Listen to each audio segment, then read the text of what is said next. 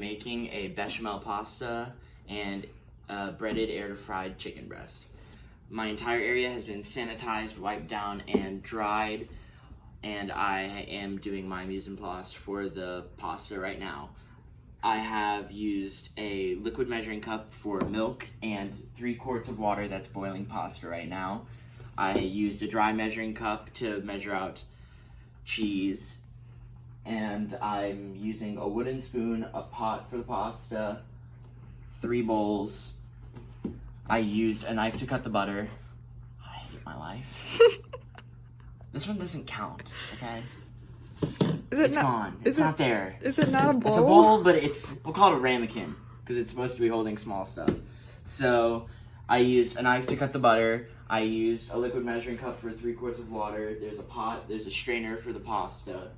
There's half a pound of pasta. And I used a tablespoon, teaspoon, quarter teaspoon for salt, pepper, garlic, and mustard powder. Still don't like that in there. And the red pepper? And the red pepper. See, we got everything. But, yeah. Quickly going over my basket ingredients from my cabinet was pasta. From my fridge was the cheddar cheese. And from my freezer, I took out 2 chicken breasts earlier last night to defrost overnight in the fridge so it didn't get all icky and sit out on the counter all day. I really wish I had my apron because I got a little mess on me. That's why you wear one, and gloves, but that's good for that one. I've now obtained a hairnet. I don't know if I mentioned it before, but I'm definitely using like 6 bowls too.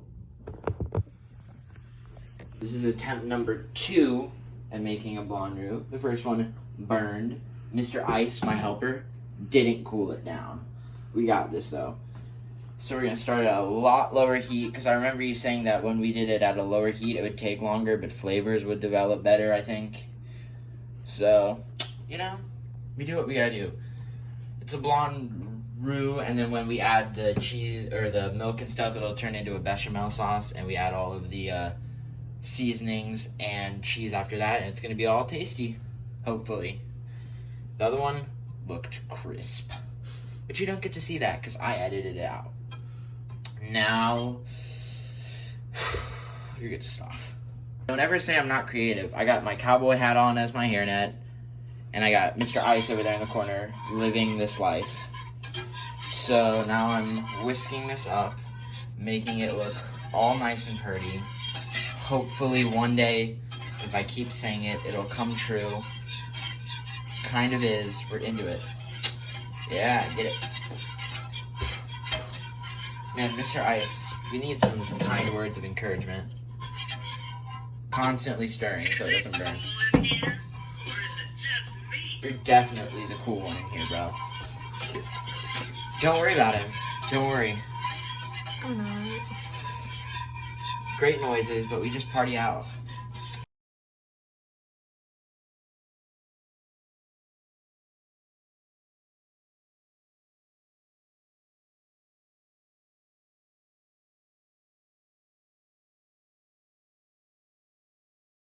Don't worry, because I also made homemade brownies. Homemade. Like, people were allowed to make mistakes out here. My mistake was, like, recording all of my videos when I'm mixing my cheeses in. Literally the most important part where I'm talking about all of the fun stuff and the mechanics behind it is instantly deleted because I made all the videos into a time lapse. You gave it to me and that was your mistake. It was not your fault. My error. We did it though. I had the camera. To discuss some of the things that went on during it though, I first started by adding equal parts, counting as 1 tablespoon of both the butter and the flour, which is how you make a normal roux, and the more you cook it, the darker it gets. We wanted it just barely below white, basically, so a blonder color, because that's how you put it on its way to making a bechamel. Afterwards, we added the milk, and we cooked that for about 5 minutes, which turned it into a bechamel sauce. And you saw me grab a spoon quickly during that because I checked it for its thickness. And when I say quickly, I mean very quickly. It took like maybe half a second of the time. But it like stuck really well to it, and when you combined all the cheeses and seasonings after it, it turned into a really nice sauce that I mixed my spaghetti into. And I was going to leave it as a plain spaghetti with chicken on top, but I realized that we have a really nice looking ramekin. So I just put some breadcrumbs and cheese on it. So now it's kind of like mac and cheese pasta. But me and Mr. Ice will survive. You know, when my mac and cheese went bad, well, the mac and cheese went perfectly, actually. That's why I'm upset. When the recording went bad, I decided I needed to put more into this to get a good grade. See, I'm using my thinking. So now I'm going to make some broccolini with it. So it's going to be spaghetti mac and cheese, broccolini, and chicken strips with some brownies as dessert. But we don't count the brownies. Unless you want to, because, I mean, we do make brownies in your class out of bags. But whatever you think. We're making broccolini now to go with the pasta and the chicken. Its mise en place is 2 bowls, a cutting board, a knife, a paper towel, 3 broccolini. They have been cut in half and the bottoms have been removed because they were too tough. There was half a cup, or not half a cup, there was half a tablespoon of salt put into a boiling pot of water, which I will add the broccolini to in a minute. But, and then after it's been put in there, it's going to cook for 2 minutes. Then we're going to put it into ice water, which will cool it off and stop it from cooking. Then I'll add it to a pan with 3 tablespoons of minced garlic and olive oil, where it will cook for another 3 to 5 minutes till it gets a nice crispy consistency. And that should help add a little bit of color to the plate. Me and Mr. Ice are back at it again, boiling water. That's going in there. I'll take it out in about 2 minutes and we'll check the progress. It has now been 2 minutes, so I'm going to take this really crispy, toasty stuff, and it's going in some very cold ice water. I took the ice out at the very end so I could see what was inside of it, but you get the gist. This is just to stop it from cooking anymore, so it gets a really precise temp and stuff, and so it doesn't get soggy and icky. After this, we are going to put it on this pan and put some oil and garlic on it and make it all tasty. Used one side of the cutting board, so now he is flipped. Putting it from the side, safety gloves on. It's baking. It'll be done in like 10-15 minutes probably. It's been cooling. I'm draining it right now. You can't smell it, but it smells great. Broccolini shrank a whole bunch, but that's okay. The recipe I found said that I should cook it starting at low just to warm it up for the first minute. I should probably record it too. And then I'll increase the heat at the very end to get it crispy edges. Bye. It is going up. It is now toasty and warm. These are nice and good looking. I'm going to take them out right now. I'll do a taste test. I'll let you know how they are in my last video, but they're smelling good. Now we're going to move on to the chicken, and that should take probably the least amount of time. See you there. You know, it's just me cleaning after I cut chicken. Making sure that I don't leave any of that icky salmonella germy stuff. And before I touch any of my other ingredients that I'm putting away afterwards, like flour, I'm going to go and wash my hands.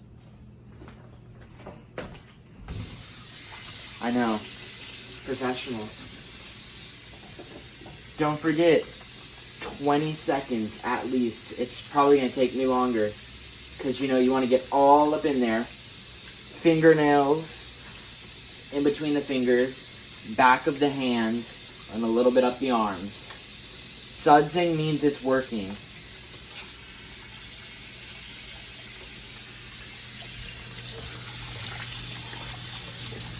And if you touch chicken again, you must repeat the process. If I was wearing gloves, but because it's just me, I'm not.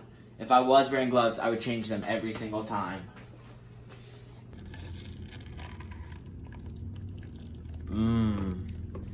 That's tasty looking. I'll let you know. This is my mise en place for the air fryer chicken. It's the chicken, the cutting board, the knife that I used for it, There's a paper towel under this right now. I used the broccolini on the other side, and I wanted to not reuse it, so I just flipped it over. You could wash it. It's not as serious as if I was doing chicken and it was on this side, because then I would either wash it or have to use the other side to avoid illnesses. Here I use tablespoons and teaspoons to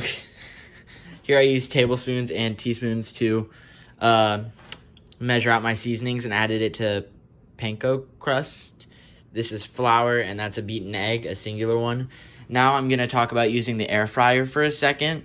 It is plugged into a wall, and it does have about roughly 5 inches of airway in between. It is cleaned every time after use, I swear.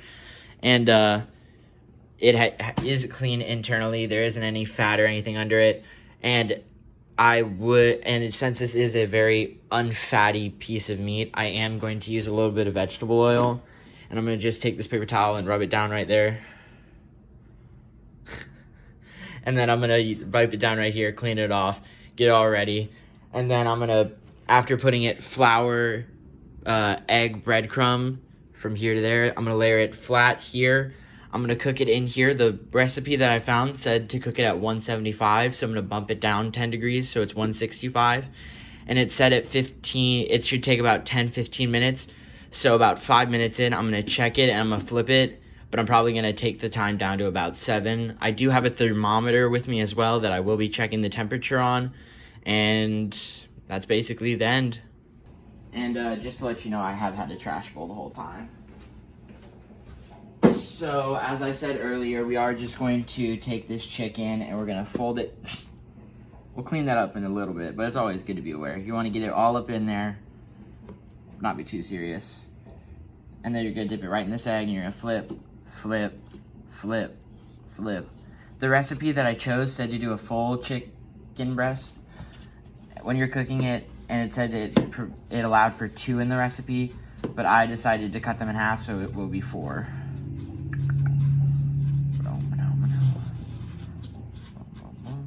Looks pretty good.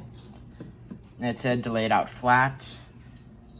Hopefully I can fit 4, but it might just be 3 on this one. And with the, going back to talking about the spray, or the oil I put in there, you don't want to use spray because it could strip the non-stick stuff off of it. Tasty. And when you're working with oil, you don't want to put too much because it could cause problems in the machine. Especially if you already have a very fatty piece of meat like bacon or something, you should put some water at the bottom of it too.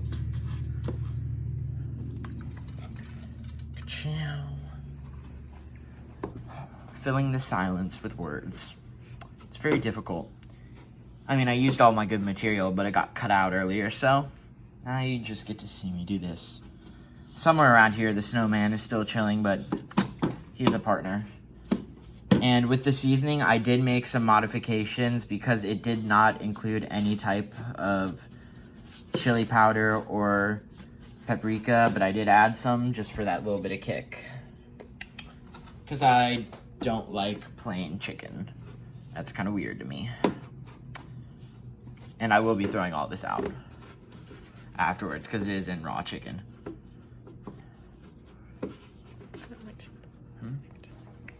You're good, don't worry. It's a lot of leftover, but I don't know if they allowed for that in the recipe or if it was, but it's always better to be safe than sorry. I thought it would be too much earlier, but the chicken does look very well coated, and as I said, it did say to cook it for 10-15 minutes on 170.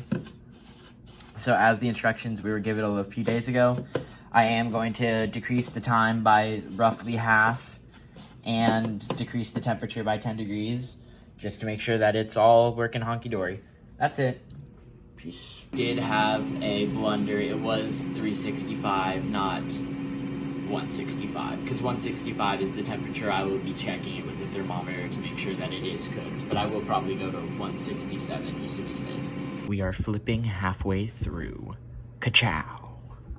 Wiping down these surfaces again before I even put any food that's ready to be eaten on it. I'm gonna tell you right now, my plating skills are gonna be out of this world, not gonna lie. It's got 2 more minutes left. This is my final project.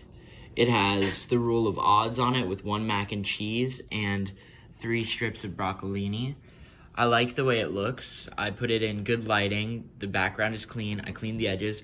I would have done 3 pieces of chicken, but it didn't match well with the shape of it, and it overwhelmed it. That swirl, really nice. It looks good. The lighting's good. Area's clean. All in all, pretty pretty. That's all.